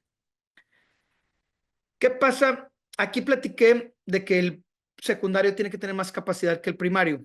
Pero ¿qué pasa si yo segmento las plantas? Por decir, esta planta está segmentada en más pedazos. Acá viene el material, cae en este cúmulo de material y aquí viene una banda que la alcanzan a ver. Llega hasta acá 2 kilómetros después y acá se acumula el material. Acá se sigue triturando, ¿verdad? Esta banda me tocó a mí hacerla hace 14 años. Prácticamente es una maestría en construcción porque estuvimos como un año construyéndola, pero está segmentando mi planta acá arriba y mi planta de acá abajo. Esta banda la puedo operar con todas las trituradoras apagadas aquí y con todas las trituradoras apagadas acá. Entonces, yo puedo dividir una planta en una o dos o tres etapas. ¿De qué me sirve esto? Puedo tener un triturador primario grande con muchísima capacidad de estar procesando, acumular ese material en un cono aquí de preproducto, ¿verdad? Y luego en la siguiente etapa alimentar ese y ya generar todos los productos que requiero. Por decir, aquí yo estoy triturando 750 toneladas por hora estoy alimentando. De esas 750, el grizzly está abierto aquí a 5 pulgadas. Pasan a una criba de despolve. El despolve de 5 pulgadas lo estoy sacando en 3/8. Si estuviera muy seco, a lo mejor lo pudiera sacar en 1/4, dependiendo de qué tan contaminado está el material. Todo el material extra lo estoy regresando al circuito aquí. A esta criba le están cayendo 1000 toneladas por hora. Es una criba enorme de 8x24, sacando aquí un producto. El resto del producto lo estoy aventando a este cono pulmón. Aquí tengo mi secundaria triturando. Si se fijan, todo este material cae aquí. Aquí me caen 613 toneladas. Y acá, ¿cuántas puedo sacar? Las que yo quiera. Aquí me están cayendo 613. Pero acá puedo sacar 500 o puedo sacar 800. ¿Cómo puedo sacar 800 si le alimento 600? Pues simple y sencillamente opero más horas el primario que los secundarios. O al revés, tengo un secundario pequeño y opero 2 turnos mis secundarios y opero un solo turno el primario. ¿Por qué puedo operar más tiempo en mi etapa 2? Vaya, dije secundario, pero realmente estos son terciarios, porque acá tengo 1, 2, 3 etapas de trituración. ¿Por qué puedo operar más los terciarios que los primarios? Porque los primarios requieren mucha gente. Esta planta bien hecha puede operarse con una sola persona. Todo esto son bandas transportadoras. Acá no. Acá vienen un montón de amigos con camioncitos y más atrás en el banco vienen un montón de gente cargando los camiones.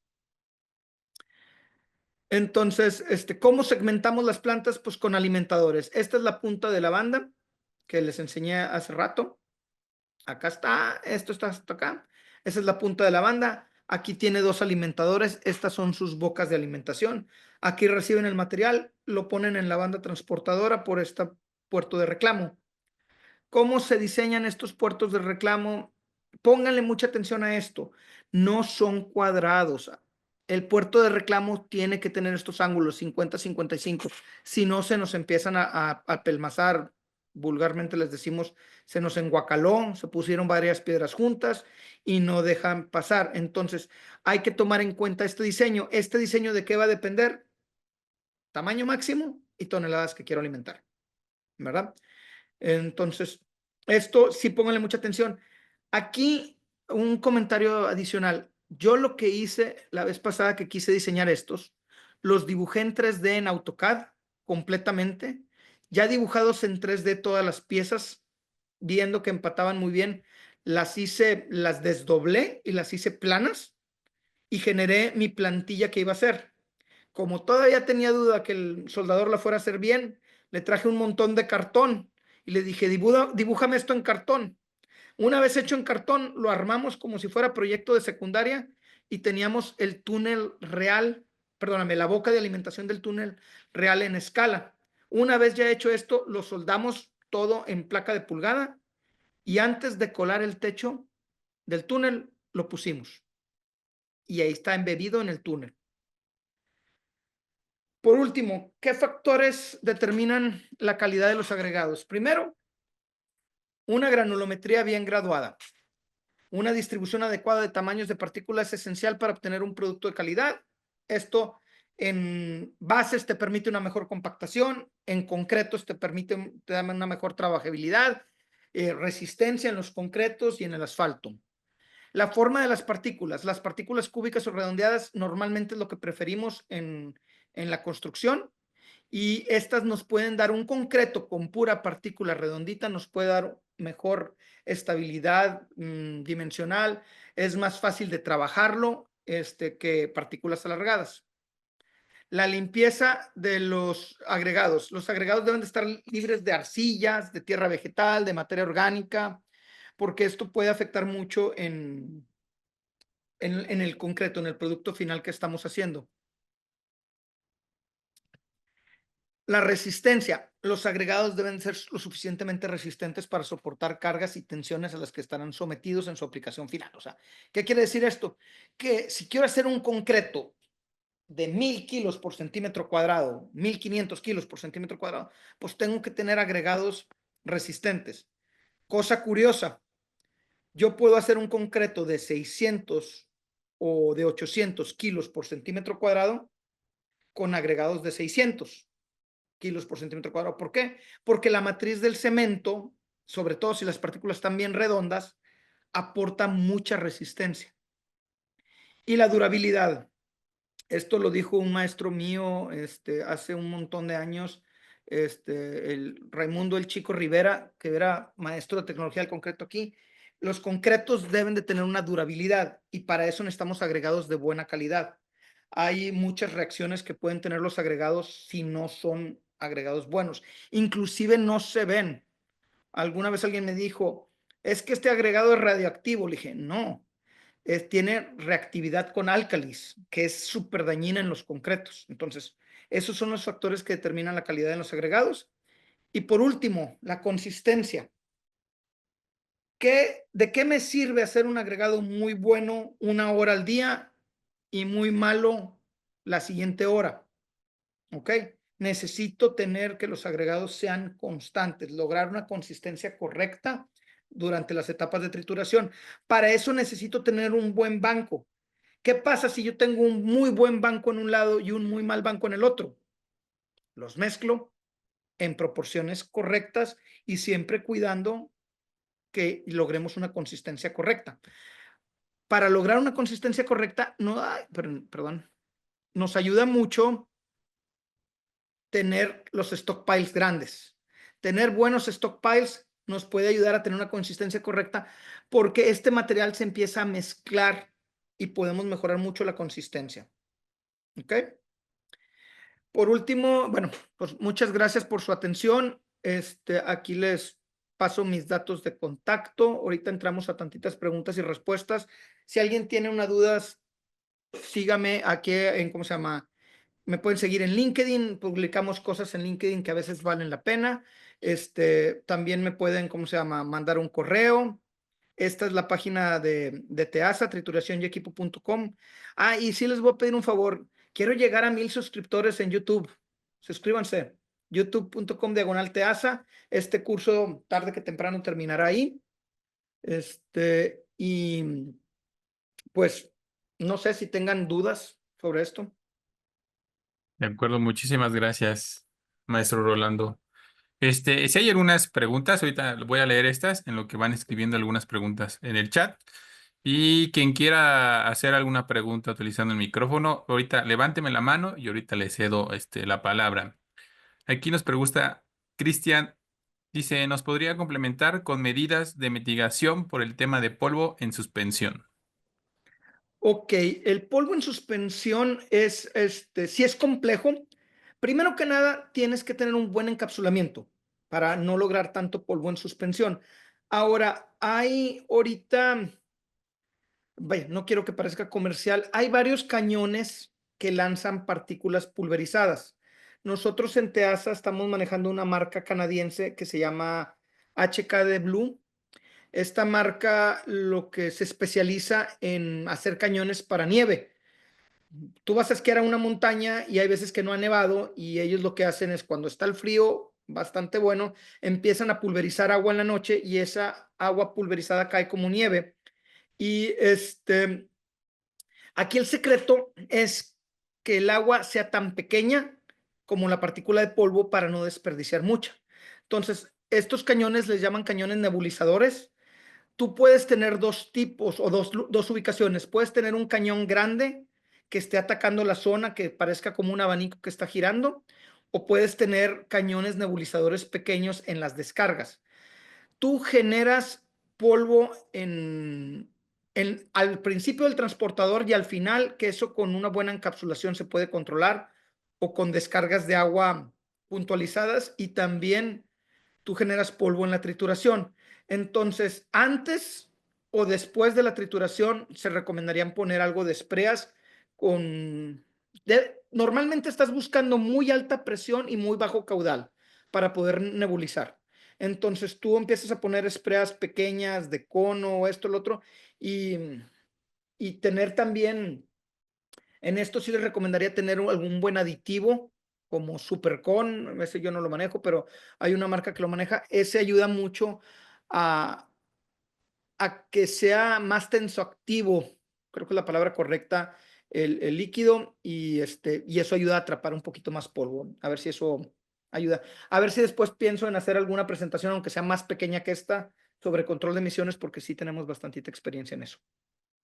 De acuerdo. Voy con la otra pregunta. Antes de pasar a la otra pregunta, les recuerdo, voy a poner en el chat un cuestionario de salida para que lo puedan llenar y con ese cuestionario nosotros vamos a poder hacer llegar a su correo una constancia de su participación en este webinar.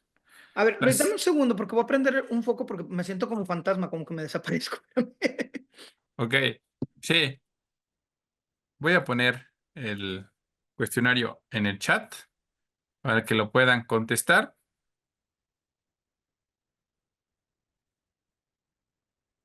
Es que sentía que me desaparecía cuando me hacía para atrás, como que cambió la luz en el transcurso del día. Ok, ahora sí, la siguiente, La Luis. siguiente pregunta. Nos comentan aquí, ¿existe un límite? Y si es, ¿cómo calcular el máximo volumen que puedo tener almacenado en una tolva alimentada por un grizzly de, por ejemplo, 3 pies? Una tolva, o sea, ¿Cómo, una tolva de cómo 3 calcular el pies, volumen máximo? ok, con el ángulo natural de reposo del material. Tú tienes que dibujar esa tolva, literalmente dibujar esa tolva en 3D en AutoCAD, y de las orillas de la tolva tú empiezas a sacar líneas con el ángulo natural de reposo del material. Normalmente 37 y medio grados se aplica para casi todos los materiales. Los materiales más angulares pueden tener un ángulo un poquito mayor, los materiales menos angulares un poquito menor, tienden a rodar más. Y yo lo he hecho. Tienes que tener un muy buen dibujante, pero tú dibujas la tolva y de ahí empiezas a sacar radiaciones con ese ángulo y empiezas a buscar todas las intersecciones. Eso te va a calcular la carga muerta. Y luego dibujas el punto de alimentación y hasta dónde llegaría el cono, el cúmulo de material, y también lo tienes que dibujar con su ángulo natural de reposo. Creo que está un poquito complicada la respuesta, pero esto es un montón de dibujo en 3D y haces una resta de volúmenes. Eso lo transformas en un sólido en AutoCAD y luego haces intersecciones y lo puedes hacer. Si quieren, después mándenme un correo y les paso el teléfono de una arquitecta que estoy bien seguro que lo puede hacer, que me hace a veces tipo de Perfecto, trabajos. perfecto. Tengo otra pregunta aquí, dice, para piedra de río en la fase terciaria, ¿qué recomendaría? ¿Una de cono o una BCI, que es la de impacto vertical? Fíjate, qué buena pregunta. La piedra de río no es, no es una clasificación de una roca. La piedra de río o es caliza, o es granito, o es basalto, o es andesita. Entonces, la piedra de río va a depender mucho de cómo se dice, de dónde viene. A mí me dicen, oye, es piedra de un arroyo. Pues, ¿cuál era? ¿De qué cerro viene deslavado ese arroyo? Ahora, para la etapa terciaria, puedes irte con un cono o puedes irte con un vertical, dependiendo de qué. ¿Quieres hacer más arenas? Vete con un vertical. ¿Quieres hacer menos arenas y más gravas? Vete con un cono. Las dos pueden, ¿verdad? Pero va a depender mucho, va a depender más de qué mineralogía es la piedra. Los que son geólogos a lo mejor me pueden decir más, porque a veces de repente agarro palabras de geología y no es mi fuerte. ¿Ok? Ok, perfecto. Aquí tengo otra pregunta. ¿Y si es factible el diseño de una trituradora para la Bagger 288 para minar sulfuros en lutitas? ¿O la Bagger 288 solo soporta el peso del carbón?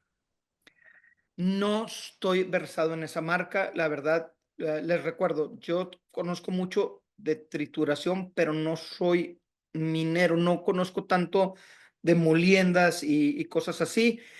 No estoy muy versado en esa marca y la verdad ahí sí no podría recomendar una. Busquen al distribuidor de esa marca y él les puede contestar. Si me dan la especificación, la piedra está en este tamaño, quiero llevarla a este tamaño, yo te puedo decir en las marcas que yo conozco un poco cuál sería el proceso y ayudarte a diseñarlo, pero en esa marca sí, la verdad, me declaro incompetente. Ok, entonces vamos a esperar si les pueden complementar la pregunta, incluso ahí poner las densidades de su sulfuro, porque con el carbón pues sí, ahí es bastante la Es diferencia. bastante diferente. Tenemos otra pregunta. Dice, qué buena presentación. Dice, en los diagramas de los diseños de las etapas de trituración, ¿qué significa 6 por 20 y 8 por 24? Es el tamaño de las cribas. Este es el tamaño de la criba. Acá está, 8 por 24. Lo que pasa es que AppFlow tiende a mover las cosas, pero esta es una criba de 8 pies de ancho por 24 pies de largo de 3 camas. Acá estas, fíjate, en estas no los dice, pero me lo dice aquí en el modelo. 3 camas, 6 por 18. Y acá 6 por 20 es esta criba, que es una criba horizontal de 6 por 20. Ok, perfecto. Aquí tenemos otra pregunta. Nos menciona David, para seleccionar una planta de trituración, debo empezar por saber qué materia prima tengo como primer paso. Sí, lo primero que necesitamos saber en una planta de trituración es qué material es. A ver, ¿dónde está? Bueno, sí, necesitamos saber qué material es, qué tipo de roca es lo principal. Primero necesito saber qué tipo de roca es, después en qué tamaño está y tercero cuánto quiero producir. De acuerdo. Y bueno, vamos a esperar aquí. Si alguien gusta hacer alguna consulta utilizando el micrófono, puede levantar la mano. Creo que las preguntas del chat son todas. Quiero hacer una pregunta, Adelante, tengo es que me abrió Rafael y Antonio. ¿Quién es quien habló? Antonio. Adelante. Inge, creo que, bueno, así como lo entendí, es prácticamente su plática es sobre agregados. Nosotros para minería, Ujú, pues hay una poquita de diferencia en cuanto a los conceptos y las reglas que para elegir una trituradora. ujú, En el sentido de que usted dice necesito tamaño máximo, producción y el tipo de mineral o roca.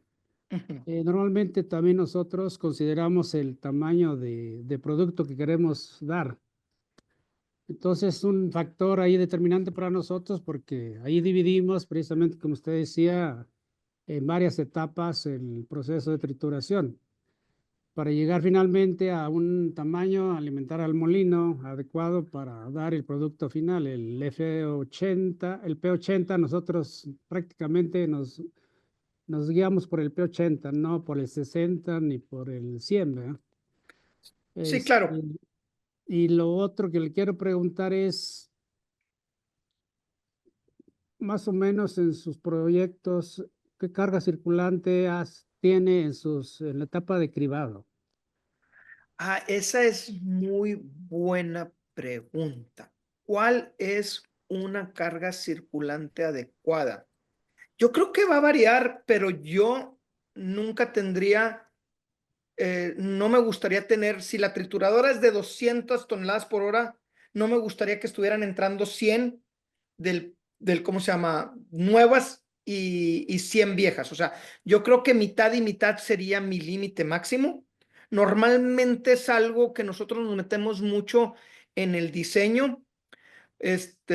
O sea, cuando estamos modelando la planta, los diagramas que les enseñé son del programa ActFlow. O sea, nosotros esa modelación la hacemos vía computadora.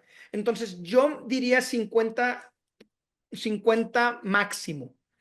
Idealmente, yo diría 75 nuevo y 25 recirculante. Pero hay veces, al menos en el caso de agregados, que tienes un producto que se mueve menos, llámelo un sello, un sellito de 3/8 a un cuarto o a 3/16. Hay veces que lo estás recirculando, no nada más recirculas el tamaño máximo, a veces que también estás recirculando algún producto en medio. Pero, bueno, y aunado a lo que decías, cuando yo digo la selección del equipo, yo tomo esas tres cosas: la piedra, el tamaño máximo que voy a alimentar y el volumen que quiero alimentar. ¿Qué producto me va a dar? Eso es a consecuencia del equipo que seleccioné. Si el equipo que seleccioné no me da el tamaño que yo requiero, pero es el equipo que mejor se adapta en esas tres características, tengo que meter una siguiente etapa para llegar a ese tamaño. O sea, que creo que sí es lo mismo que estabas diciendo, pero la primera selección es con esas tres características, porque si no, oye, no me está dando el tamaño que yo quiero. Pues sí, pero no hay manera de darlo. O sea, una trituradora muy grande de compresión no va a tener una reducción mayor a 6/1, 8/1. ¿Me explico? Sí, nosotros, por ejemplo, dividimos lo que es la planta. Vamos a decir, yo tengo tamaño de 12 pulgadas a la primaria, a la etapa inicial de trituración. Y Ujú, tengo que generar un producto de media pulgada o 3/8 para molino. ujú, Entonces, ahí de acuerdo a como dice, pues depende del tipo de quebrador que voy a usar, voy a tener una relación de reducción determinada, pero en función de eso, y le digo yo, nosotros controlamos tamaño de descarga para que combinada con 2 o 3 etapas de trituración, pues logre ese producto final, ese P80 que requiero ujú. para mandarlo a molino. Entonces, de esa manera nosotros trabajamos en ese sentido. Entonces, pues sí, hay un mínimo lo que diferencia, porque usted, lo que le genera a la máquina, pues, es el producto que sale y así lo maneja, ¿no? Sí, ahora, si yo tengo una trituradora de compresión y le quiero sacar 12/1 de relación de reducción, puedo. Y el que fabrica las trituradoras y el que las vende va a estar bien contento. Pero Sí, la pues trituradora no, va a ahí lo durar va a menos. tener, la va Va a a durar tener. menos. Sí, sí, sí. Ok, Aquí tengo otras preguntas relacionadas al cribado. sí. Me mencionan, ¿cuál es la eficiencia adecuada de un cribado, de un proceso de cribado? La eficiencia adecuada de un proceso de cribado, cuando estamos trabajando en el ActFlow, no nos deja que bajemos de un 70. De hecho, el método BESMA, Vibrating Screen Manufacturers Association, eso es lo que significa BESMA con V. El método BESMA para calcular todo eso dice que una criba tiene un 95% de eficiencia. Entonces, tú calculas, vaya, esta plática no es de cribado, pero bueno, ahí va. Tú calculas cuál es, al final de la criba, cuál es el tamaño de la cama. Perdóname, cuál es el alto de la cama. Entonces, si vamos a decir que estoy cribando en 1 pulgada, el material está entrando. Si la criba mide 20 pies de largo, al final de los 20 pies yo no debo de tener 4 veces, yo no debo tener más de 4 veces el alto de esa cama. Entonces, yo no debo de tener más de 4 pulgadas de material si estoy cribando a 1 pulgada. Si estoy cribando a 1/4, yo no debo de tener más de 1 pulgada de material saliendo por la parte de abajo de la criba. Espero que eso conteste la pregunta, pero esa es la respuesta. Ok.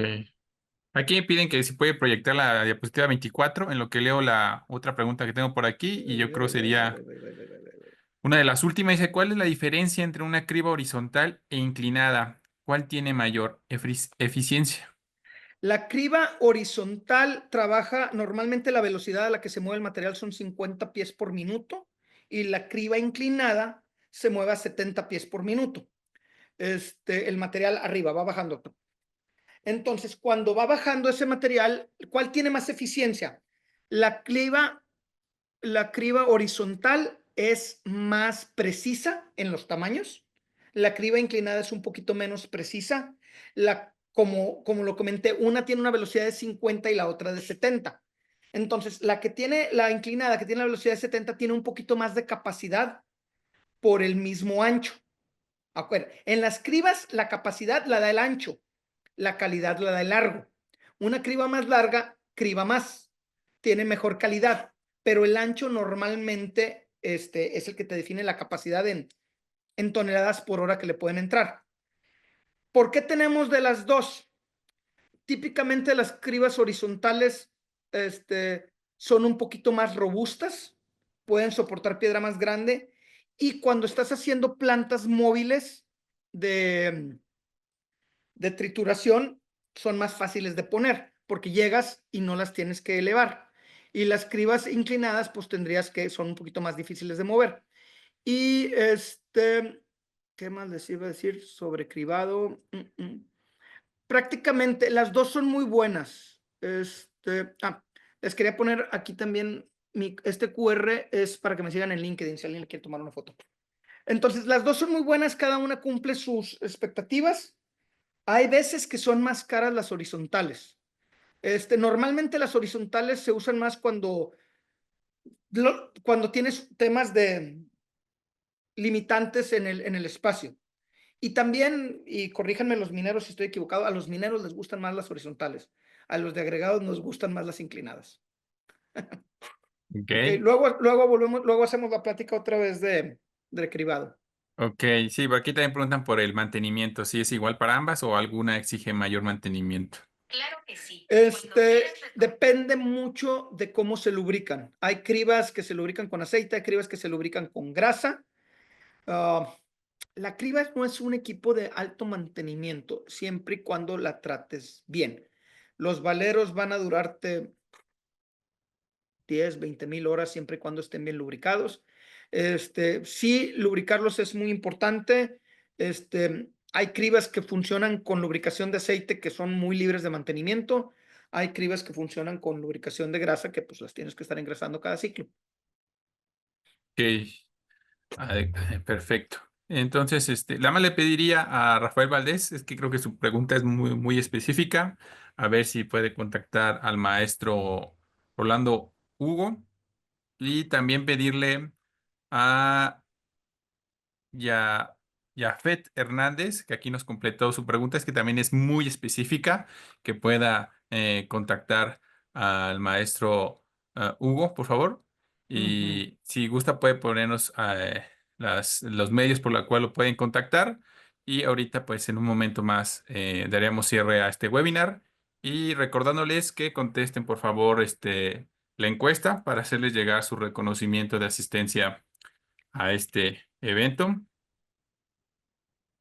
Como les comento, si de repente alguien me quiere mandar algún mensaje por LinkedIn, normalmente los de LinkedIn los contesto al menos una vez al día y si alguien me quiere mandar un correo, esos los contesto una vez cada 3 días. Bueno, a veces Ok, más seguido, a veces menos. ok. Es que a veces se acumulan. Voy a compartir pantalla, Sí, claro. maestro Rolando, si me puede apoyar. Gracias. Vamos a dar cierre a este webinar, el cual fue muy interesante. Quedan varios aspectos por completar, pero se cumplió con el objetivo de mostrar lo que era la trituración, los equipos y algunos aspectos generales de variables operativas. Entonces me permito leer el siguiente reconocimiento. Reconocimiento por su participación como ponente al ingeniero Rolando Hugo García por la ponencia Principios de Titulación presentado en el webinar organizado por el Centro de Actualización Profesional, CAP, de la Asociación de Ingenieros de Minas, Metalurgistas y Geólogos de México, el día 29 de enero del 2025, con una duración de 1.5 horas. Firma el maestro en ciencias Rubén del Pozo Mendoza, presidente del Consejo Directivo Nacional de la Asociación de Ingenieros de Minas, Metalurgistas y Geólogos de México del bienio 2020-24, 2020-2026. Y también el maestro en ciencias José de Jesús Hueso Casillas, presidente del CAP de la Asociación de Ingenieros de Minas, Metalurgistas y Geólogos de México, el cual me indicó que lo disculpara, se tuvo que retirar por algunas situaciones. E invitarlos que estén atentos a las redes sociales de la asociación, del CAP para los nuevos eventos y también que pues sigan a la empresa Teasa. Aquí el maestro Rolando nos pone el canal de YouTube, que los puedan seguir, ahí podrán ver el contenido que él ya tiene y comentarles que en LinkedIn es muy activo. Yo lo sigo y es muy activo en LinkedIn. Entonces les agradezco, deseándoles una excelente noche y los voy a dejar con el siguiente video. Muchas gracias, maestro Rolando. Gracias a todos. Si Hugo está bien, no te pido. Gracias. Mirando hacia atrás en el 2024, nos damos cuenta de que fue un año emocionante en el Centro de Actualización Profesional, ya que tuvimos el placer de acompañarte en tu crecimiento profesional a través de una amplia gama de cursos y webinars que capturaron la atención de nuestros asociados. Recordemos juntos los logros que alcanzamos en este año de aprendizaje. Cursos. Enfoque a una administración sistémica de calidad. Controles geológico-estructurales en alteraciones hidrotermales para algunos yacimientos minerales. Influencia de las variables operacionales en la molienda y flotación. Estrategias para la mejora de procesos. Aplicación de la ciencia de datos en la exploración de los yacimientos minerales. Caracterización geotécnica de macizos rocosos y sus aplicaciones al diseño de excavaciones subterráneas. Mejora continua y rediseño de procesos. Dirección de equipos de alto desempeño. Webinars. Tayagua, yacimiento polimetálico de clase mundial. Una aportación del contexto geotectónico económico, geometalurgia y modelo geológico de bloques. Controles geológicos estructurales en mineralización y alteraciones hidrotermales. Tareas críticas en el control de estabilidad de obras mineras. Alineamiento a estándares y prácticas internacionales en un depósito de jales de Unidad Minera Sabinas, Peñoles. Proyecto para la reducción de gases de efecto invernadero en Mina Los Filos. Capacitación como base de éxito para la puesta en marcha de una planta de beneficio. Metodología para la generación de una cultura metalúrgica. Uso del aprendizaje automático, Machine Learning, y modelado biomatemático para reducir accidentes relacionados con la fatiga y aumentar la productividad en la mina. Influencia de factores psicosociales y de cultura local en la seguridad industrial minera en México. Efecto del tamaño de partículas sobre la liberación y recuperación de especies minerales de un mineral polimetálico. Influencia del oxígeno en el control del potencial de óxido-reducción en minerales sulfurosos en flotación. Mejora en productividad de quebradora mediante impacto en la fragmentación de voladuras. Variabilidad mineralógica en sectores selectos del Distrito Minero de Fresnillo, Zacatecas. Optimización de minado en rebajes transversales con utilización de detonadores inalámbricos. El valor agregado de los sistemas de gestión integrados para la industria minero-metalúrgica. Microencapsulación de bacterias Aciditiobacillus para su uso en procesos de biolixiviación en la recuperación de minerales complejos. Metodología para auditorías de procesos, aplicada a la optimización de operaciones. Innovación y precisión en minería. Principios y prácticas de termofusión en tuberías de diámetros medios con tecnología McElroy. Molienda y la importancia de un buen control en variables operativas. Presencia de altas concentraciones de litio en manantiales termales ubicados en potentes sucesiones sedimentarias del Jurásico Paleógeno en el noreste de México. Descripción petrológica, geoquímica y geoespacial de los enjambres de diques del corredor Linares-Burgos, noreste de México. Seguridad en los procesos minero-metalúrgicos. Transmisión de los 8 paneles del foro.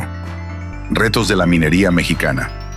Concluimos el 2024 con una sensación de logro y satisfacción, pero también con una visión clara hacia el futuro.